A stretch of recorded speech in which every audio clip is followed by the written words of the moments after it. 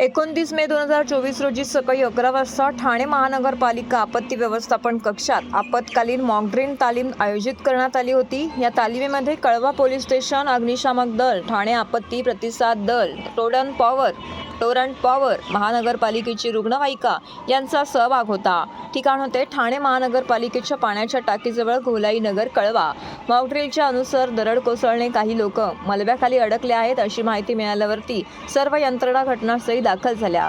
कळवा पोलीस स्थानकाचे अधिकारी, कर्मचारी, जिल्हा आपत्ती व्यवस्थापन अधिकारी, आपत्ती व्यवस्थापन कक्षाचे कर्मचारी, अग्निशमन दलाचे जवान, ठाणे आपत्ती प्रतिसाद दलाचे जवान यांनी मलब्यात अडकलेल्या लोकांना सुरक्षित बाहेर काढण्यासाठी तात्काळ कार्यवाही केली। मॉकड्रिल दरम्यान कोणालाही दुखापत झाली नाही। सर्व पथकांनी नियोजित पद्धतीने आणि समन्वयाने कार्य केले। सकाळी 11:30 वाजता हा मॉकड्रिल यशस्वीरित्या पूर्ण करण्यात आला। ही ठाणे महानगरपालिका आणि कळवा पोलीस स्थानक यांच्या संयुक्त विद्यमाने आयोजित तालिमीमुळे आपत्ती व्यवस्थापनाच्या तयारीचा प्रत्यक्ष या ठिकाणी आढावा घेण्यात आला।